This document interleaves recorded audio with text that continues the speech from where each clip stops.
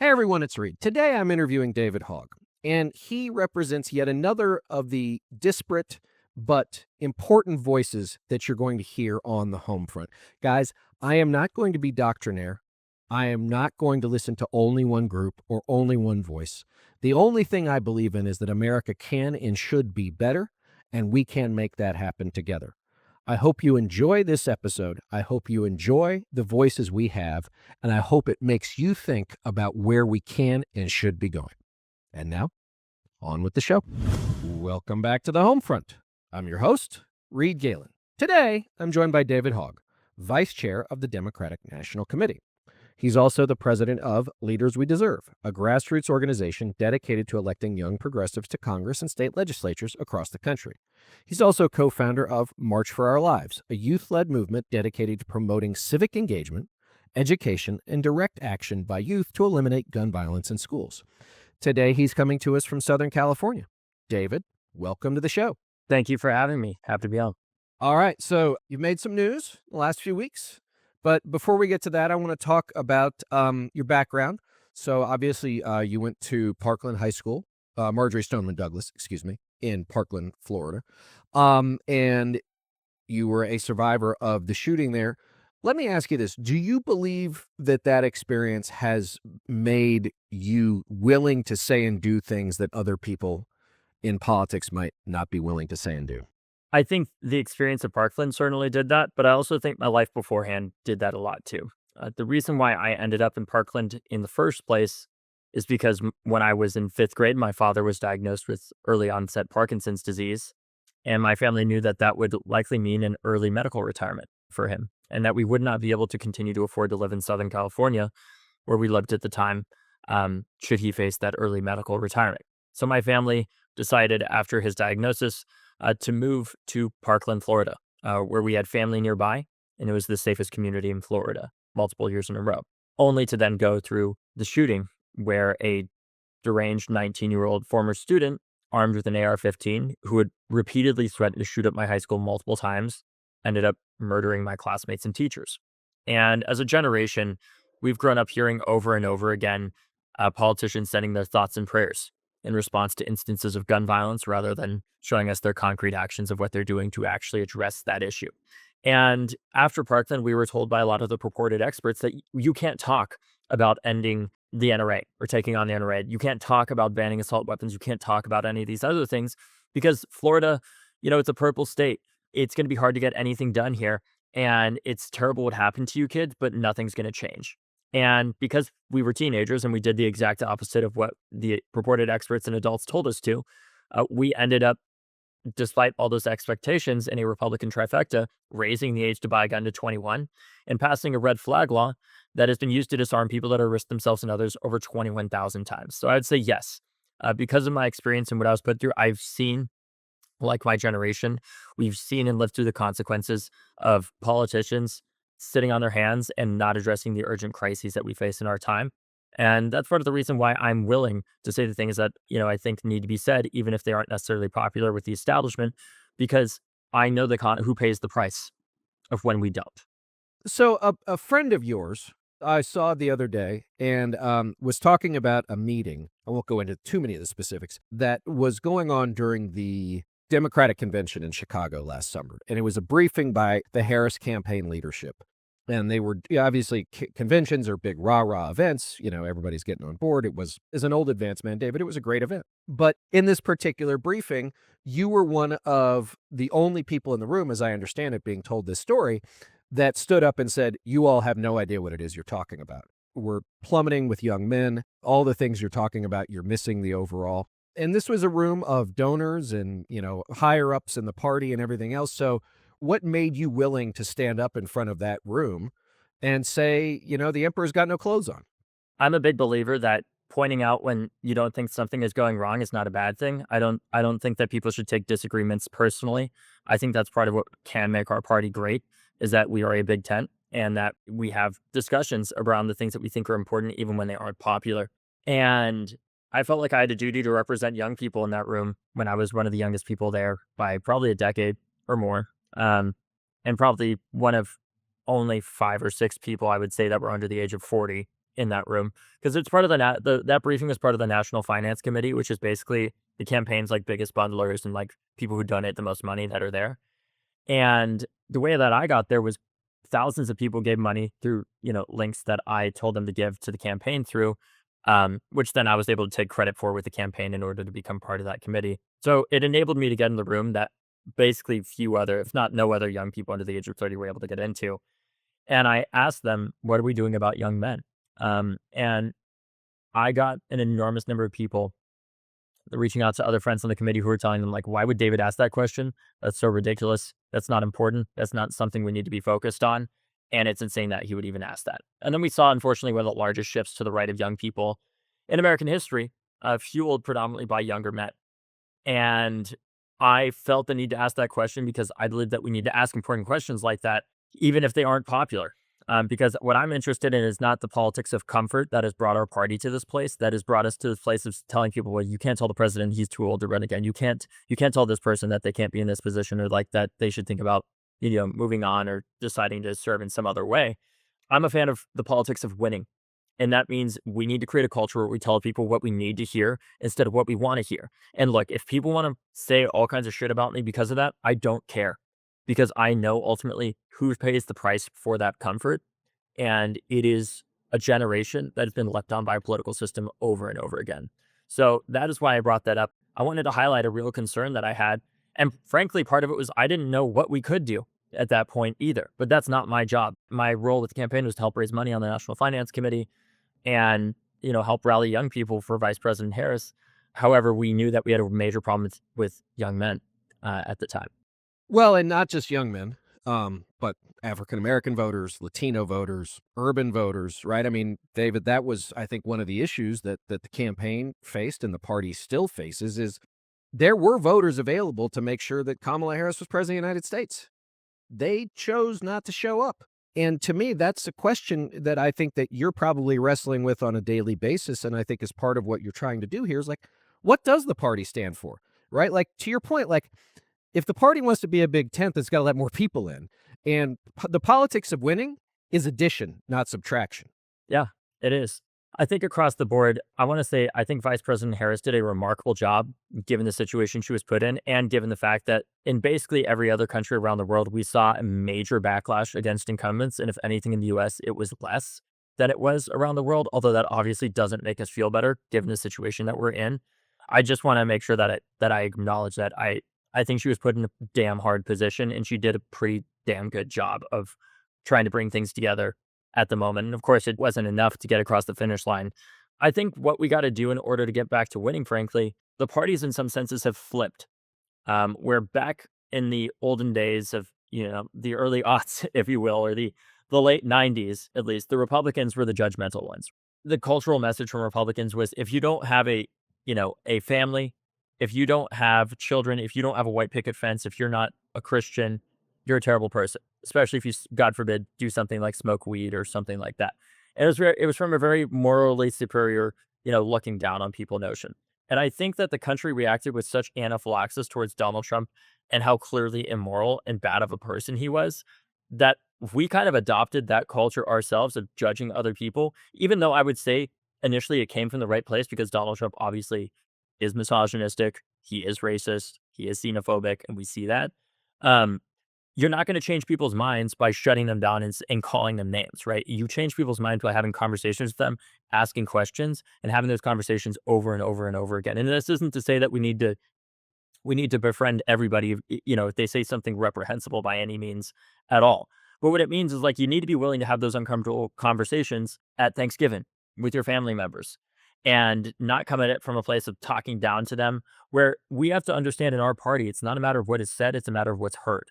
And what's heard from far too many people is that in order to be a member of this party, you have to be perfect in X, Y, and Z shape ways, or else you're excommunicated and you're no longer part of it. And that is just not how human beings work.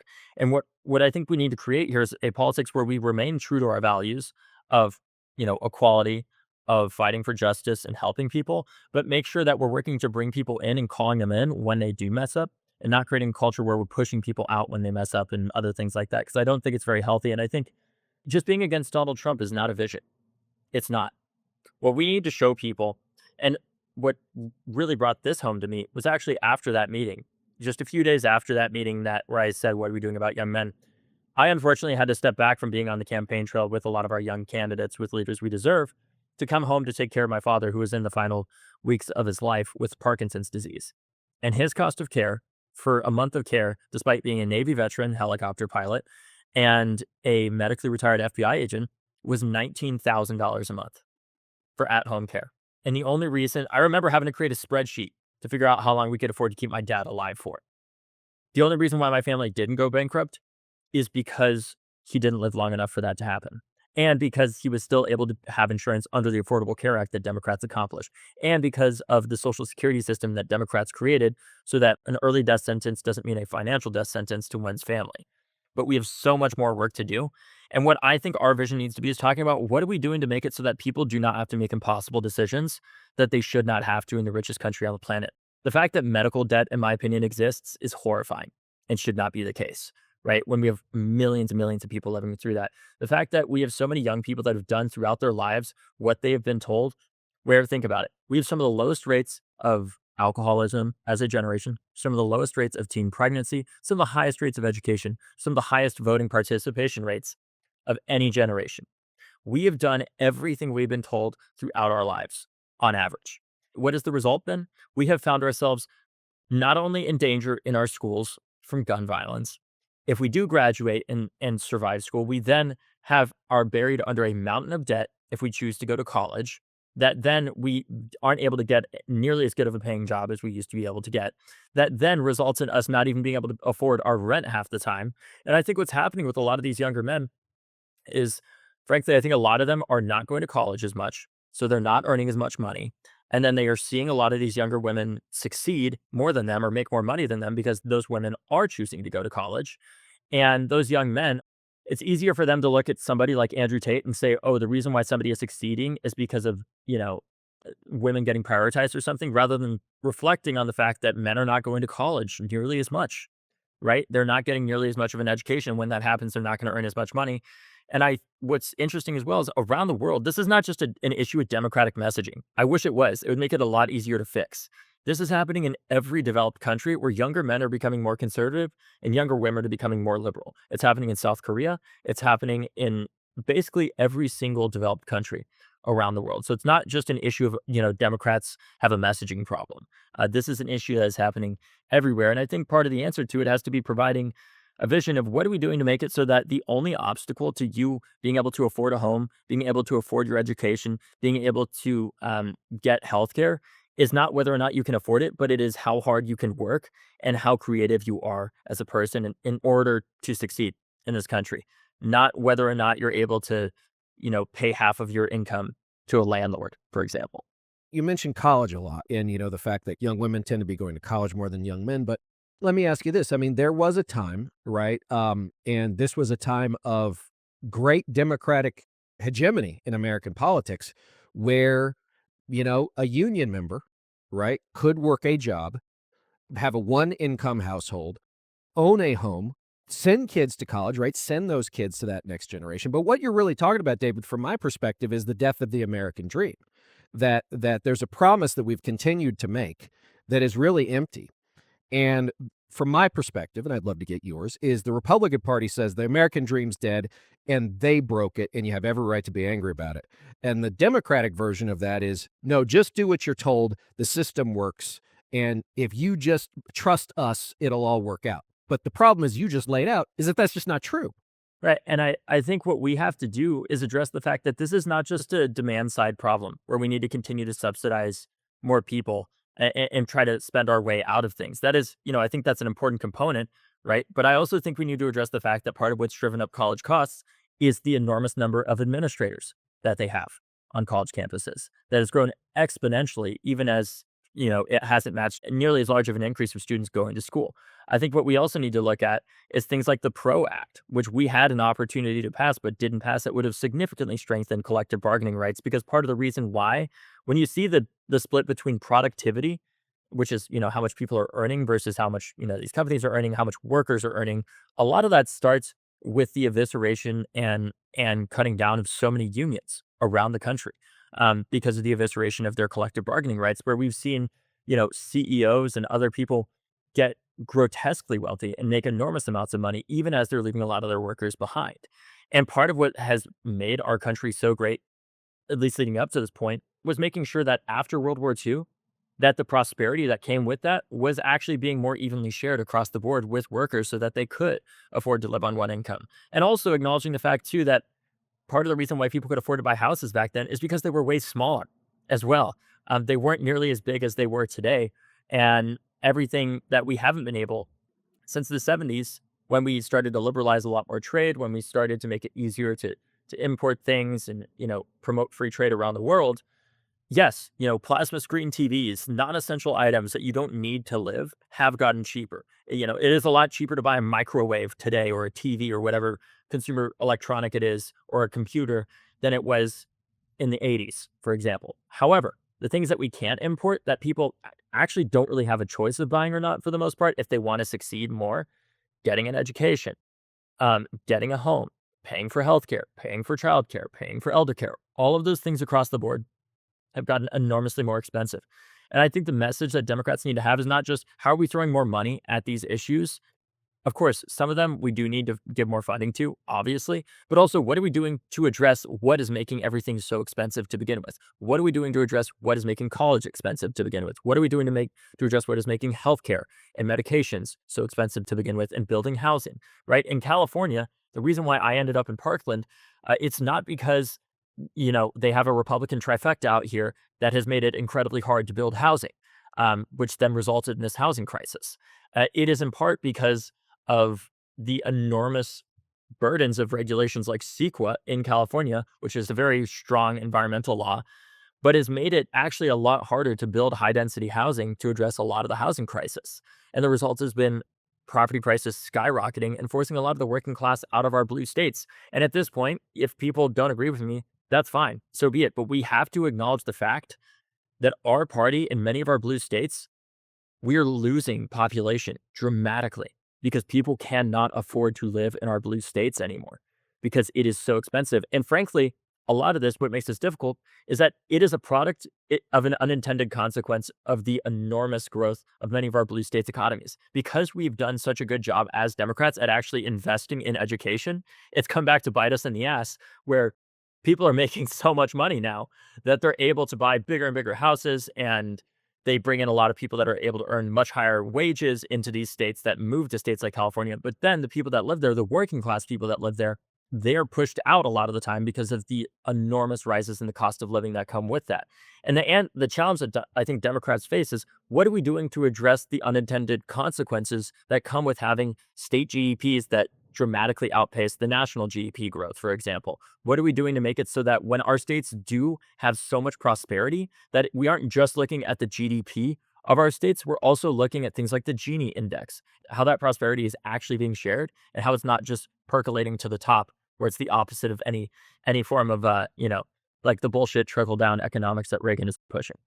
Well, I mean, look, you're in Southern California. I used to live there in both Northern and Southern California on the coastal plain, and that's where probably what 85% of the wealth is concentrated is probably from the Tijuana border to Tiburon, right north of San Francisco, and probably 8-10 miles deep, right. But if you live in Norco, right, like if you live in Tracy, right? Like that's not your life. That's not your world. And in fact, you probably are, in a place like Tracy, you're probably in the agriculture industry or something associated with it, which it's always harder because of the water and, can't dig new wells, can't build new infrastructure. If it's a place like Norco, you're probably in the trades, right? But, it might be a 2-hour drive, right? Given the traffic and everything else. But, those are downstream issues, which is, I think that to your point, like that's not a messaging problem.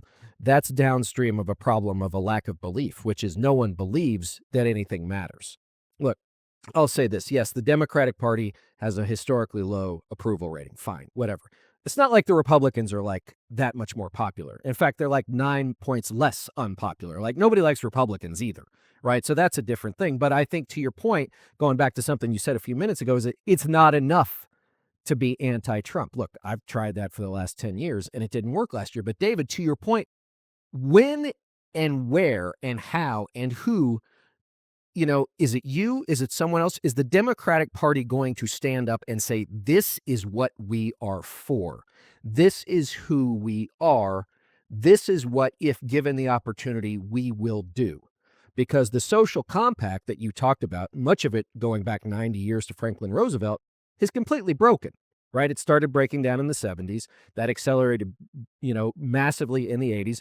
I hate to say it, but the Clinton era really put the nail in the coffin of that, and now we're downstream 20 or 30 years of that. So what comes next? I think what comes next is making sure in our party we're using democracy to build the strongest Democratic Party possible to give people the best options to vote for. That's why a while back I had two things happen that caused me to announce my recent effort to challenge Democratic incumbents in their primaries. I had a friend call me that said that she wanted to challenge her Democratic member of Congress.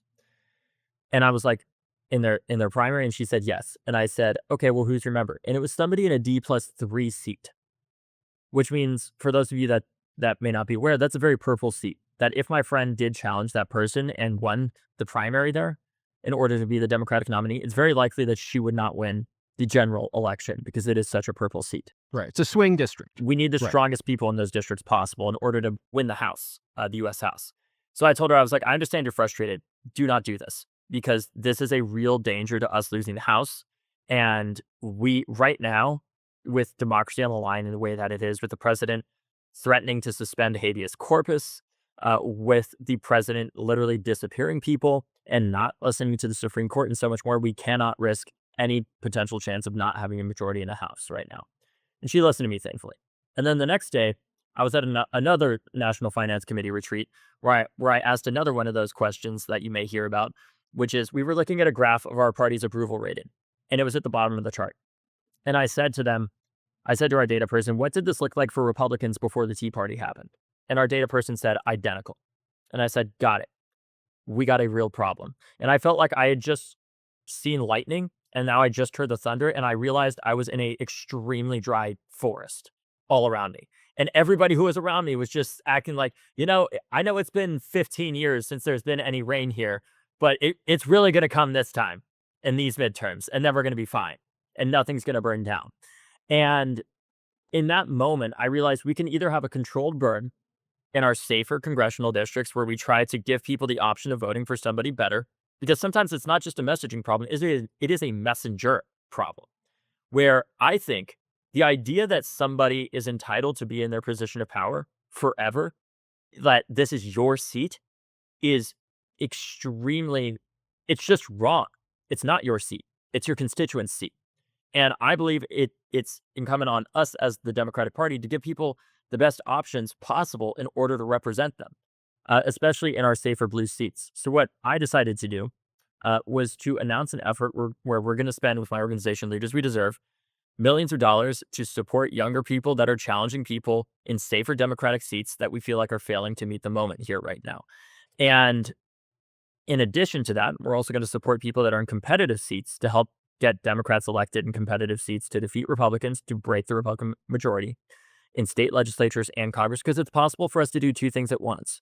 We simultaneously need to make sure that we are holding our own party accountable to build the strongest party possible and giving it the power to show people what we want to do with that power in the first place by winning majorities at the same time. And that's really what we're trying to do to help address this broader problem at the party, because we like to say over and over again, it's just a messaging problem. It's just a messaging problem. We've been saying that for 15 years. And look at us. Look at where we are right now. I think right now, the answer to this is to have a competitive primary process in our safer seats to give people the option to vote for the best person possible. As I noted at the top, you are a vice chair of the Democratic National Committee, and they seem to be pretty upset with you. And they're going to run around and change rules and all these other things. And Carville called you a twerp, and now you guys seem to be buddies. He came around. If there's one thing I've observed, David, is that Democrats love the new thing. Okay. And you happen to be playing that role right now. So how do you prevent yourself from being co-opted by the very establishment you're trying to take on? It's a matter of making sure that I'm speaking my mind and not letting anybody control it, because people crave authenticity. They don't want somebody who sounds like another politician. that's out there. They want somebody who actually says what they think and don't care what other people think about it, frankly. Because this culture of let's just all get along and let's just say that we all agree on everything completely has brought us to this point of many people feeling like we are not fighting nearly hard enough for them. And they also don't want to, like we've talked about, they don't want to just see us fight against Donald Trump. They want to see us fight for something, not just against it. And I think the way that we challenge getting co-opted by the establishment is disrupting it and showing people in our party that we're here to light a fire under people's asses, to make sure that they're being the best representatives possible for their constituents in the first place.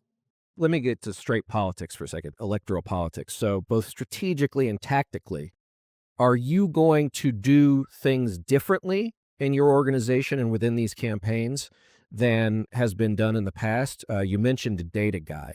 And, for me, like, I think data is fine. I think it's an interesting tool, but it should tell you what the landscape looks like, not what you should do. Right. And so, are you going to lay back on the same collection and collective of people who have been running these campaigns to pretty poor effect? Or are you guys also going to go out and try and find not only new candidates and new ways of talking and new people to talk to, but also new ways of doing things? Because if, from my perspective, David, if you're just going to rely on data, that's really sort of a chicken shit way out. No, and I'll tell you this much, Reed. There's good news here, which is that any of the party's consultants would not touch us with a 10-foot pole because they don't want to get blackballed and saying, "Oh my God, you're working with that rebel rouser group who's trying to disrupt us and our protection racket that we're running here." Um, and thankfully, they're not gonna. Even if we wanted them to, they're not gonna help us. So it's a matter of finding the best people that we can. That we did last cycle because last cycle we raised about $12 million to support young people running for state legislature and Congress around the country. And we got a lot of experience in how to run, the best polls possible at the best rate possible where we're not being overcharged. And for example, we had one poll that we did in a race where it showed that our candidate was ahead by 5 points. And then after we informed voters in the sample of her background, she was ahead by 2 points. So that's about a 7 point swing. So that showed to us, to your point of like, well, how good is the data really? That showed to us that there's probably a pathway to victory because it was such a small niche group of people that tend to vote in primary elections. So we came in and spent $300,000 to support her, and she won by 62 votes to become the youngest state senator in Texas. Her name's Molly Cook. Part of how we knew that, though, was we were on the ground with her, and we could see how she rallied people, how she got people out to knock doors with her, and how she really had what we call the juice. And that she's not just another politician. She doesn't just feel boring. She feels like a real human being who believes in something. And you can feel it when when they have the integrity and when they want to fight for something that they actually believe in the first place. It's not hard to suss out a lot of the time. All right, two questions before you go. The first is you just mentioned a state senator in Texas. Will the Democratic Party try and compete in red states again? When is that going to happen? To me, it needs to happen yesterday. But what do you think? Is that something that is on the party's list of things to do, or is that just like, well, we've lost there, we're never going to win, so forget about it?